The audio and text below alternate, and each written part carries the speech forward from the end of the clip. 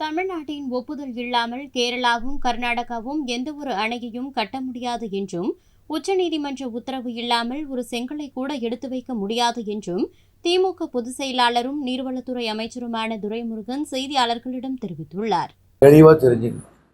அவர் அறிக்கை தாக்கல் பண்ணாலும் சரி, டிபிஆர் கொண்டு போய் தாக்கல் பண்ணாலும் சரி, எதை கொண்டு பார்த்தாலும் அவர்களால்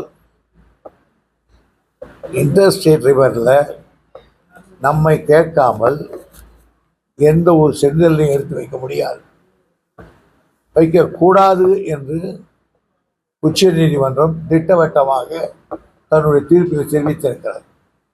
ஆகையினால் இவர் அதாவது அந்த கண்காணிப்பு குழுவுக்கோ அல்லது காவேரி மேனேஜ்மெண்ட் போர்டுக்கோ அல்லது சென்ட்ரல் வாட்டர் கமிஷனுக்கோ அது மத்திய சர்க்காருக்கோ யாருக்கு வேண்டுமானாலும் மனு கொடுக்கலாம். அவர்கள் தமிழ்நாட்டினுடைய ஒப்புதல் இருக்கிறதா என்ற மெயின் கேள்வி கேட்பார்கள்.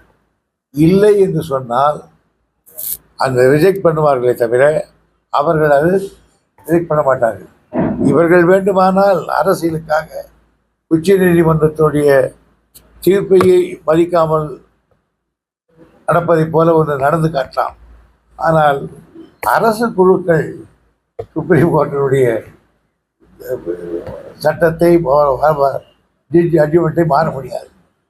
ஆகையினால் இது அரசியல். நானும் 25 வருஷமாக இந்த இலாக்காவை பார்க்க, கிட்டத்தட்ட நானும் பல மந்திரிகளை பார்க்குறேன்.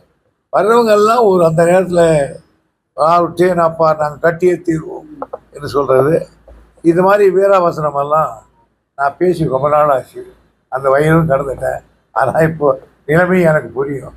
அதனால் அதெல்லாம் காரணம். அதுக்கு அது பெங்களூர் ஆனாலும் சரி, கேரளாவானாலும் சரி, யாராக இருந்தாலும், முல்லை பெரியாரானாலும், சின்னதியாரானாலும், மேகதாதுவானாலும் எந்த காரணத்தை கொண்டும் உச்ச நீதிமன்றத்தின் அனுமதியின்றி, அதாவது நம்முடைய ஒப்புதல் இல்லாமல் ஒரு செங்கல் எடுத்து வைப்பதற்கு முடியவே முடியாது. செய்திகளை உள்ளது உள்ளபடி தெரிந்து கொள்ள ரெஃப்ளெக்ட் நியூஸை சப்ஸ்கிரைப் பண்ணுங்க.